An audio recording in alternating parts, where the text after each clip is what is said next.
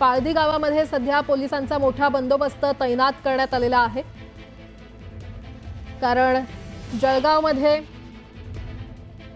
जो राडा झाला, जळगावच्या पाळधीमध्ये 31 डिसेंबरच्या रात्री 2 गटात राडा झाला आणि या राड्यानंतर मोठ्या प्रमाणात दुकानांची आणि वाहनांची जाळपोळ करण्यात आली होती।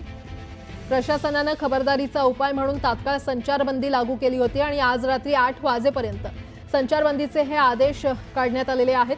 पाळदी गावात रस्त्यांवर शुकशुकाट असून पोलिसांनी अद्यापही तगडा बंदोबस्त ठेवलाय आणि याच बाबतचा पाळदी गावातून आढावा घेतलेला आहे आमचे प्रतिनिधी विजय वाघमारे यांनी।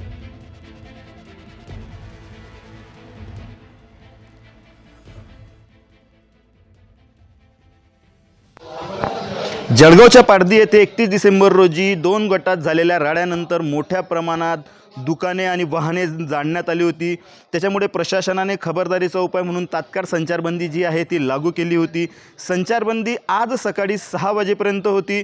आपण आता पाळदी गावात आहेत, बघू शकतात की रस्त्यावर अद्यापही शुकशुकाट आहे। पोलिसांचा चोख बंदोबस्त आपल्याला या ठिकाणी बघावयास मिळतोय।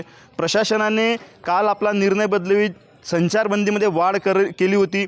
त्यानुसार जी संचारबंदी आहे ती आज रात्री 8 वाजेपर्यंत कायम असणार आहे। तत्पूर्वी प्रशासन आज सकाळी 10 वाजेनंतर संचारबंदीमध्ये शिथिलता द्यायची किंवा नाही याबाबतचा निर्णय घेणार आहे। दरम्यान पोलिसांनी या प्रकरणी 2 वेगवेगळे गुन्हे दाखल केलेले असून आणि 7 आरोपींना अटक देखील केलेली आहे।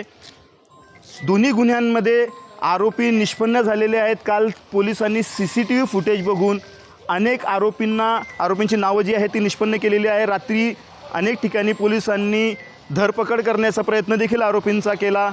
आता प्रशासन आज सकाळी संचारबंदी ही कायम ठेवते की शिथिलता देते हेच बघणं महत्त्वाचं ठरणार आहे। विजय वाघमारे, न्यूज 18 लोकमत, जळगाव।